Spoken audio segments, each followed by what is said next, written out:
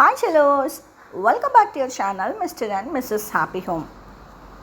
சுட சுட சாதத்தோட பருப்பு ரசம் அதுக்கு ஈக்குவலாக உருளைக்கிழங்கு ஃப்ரை யாருக்கு தான் பிடிக்காது. இன்றைக்கி வீடியோவில் என்னோடய வெர்ஷனில் பருப்பு ரசப்பொடி அண்ட் பருப்பு ரசம் பார்த்துடலாம். ஃபர்ஸ்ட் ஒரு கடாயில் 2 ஸ்பூன் தண்ணியை ஆட் பண்ணி நல்லா ட்ரை ரோஸ்ட் பண்ணிக்கோங்க.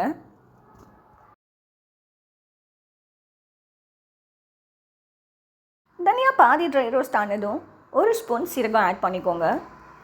1/2 ஸ்பூன் மிளகு, இது எல்லாத்தையும் சேர்த்து நல்லா ரோஸ்ட் பண்ணிக்கோங்க. இந்த ஸ்டேஜில் 1/4 ஸ்பூன் வெந்தயம், காரத்துக்கு ஏற்ற மாதிரி நீங்கள் மிளகு ஆட் பண்ணிக்கலாம். அரோமா ரிலீஸ் ஆகிற வரைக்கும் இது நல்லா ட்ரை ரோஸ்ட் பண்ணி வச்சுக்கோங்க. முடிஞ்ச வரைக்கும் லோ ஃப்ளேம்லேயே பண்ணுங்கள். ட்ரை ரோஸ்ட் ஆனவுடனே எல்லாத்தையுமே ஒரு தட்டில் ஆற வச்சுக்கோங்க.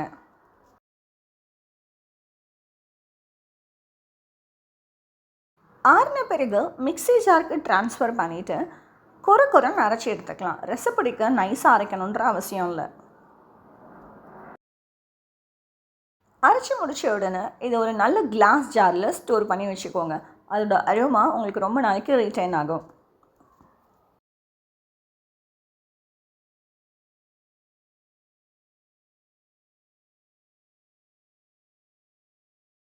இந்த ரசப்பொடி யூஸ் பண்ணி ரசம் வைக்க ஃபர்ஸ்ட் ஒரு கடாயில் நெய் ஆட் பண்ணிக்கோங்க. தாளிக்கு சீரகம், கடுகு, காஞ்ச மிளகாய், கருவேப்பிலை, பின்னாடியே இடித்து வச்சுருக்கிற பூண்டும் ஆட் பண்ணிக்கோங்க.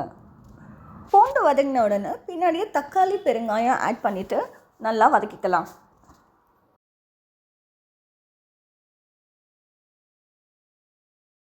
தக்காளி நல்லா வதங்கின உடனே அரைச்சி வச்சுருக்கிற ரசப்பொடியில் 1 ஸ்பூன் எடுத்து இதில் ஆட் பண்ணிக்கோங்க.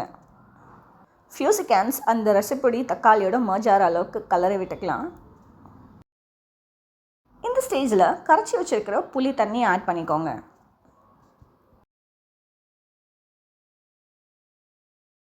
ரசத்துக்கு தேவையான உப்பு, டேஸ்ட் என்ஹான்ஸ் பண்ணுறதுக்காக கொஞ்சமாக வெல்லம் நான் ஆட் பண்ணிக்கிறேன். இது எல்லாம் சேர்ந்து ஒரு 5 நிமிஷம் நல்லா கொதிக்க விடுங்க.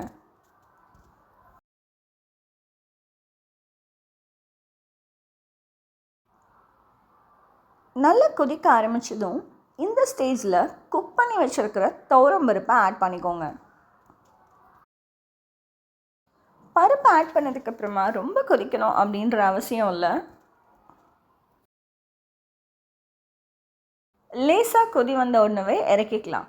ஃபைனல் டச் கார்னிஷிங்காக சாப் பண்ணி வச்சுருக்கிற கொரியாண்டர் ஆட் பண்ணிக்கோங்க அடுப்பை அணைச்சதுக்கப்புறமா. உங்கள் ரெசிபியும் இந்த ஃபார்முலானா லைக் பண்ணுங்கள். புதுசாக இருந்துச்சுன்னா என் சேனலுக்கு சப்ஸ்கிரைப் பண்ணுங்கள்.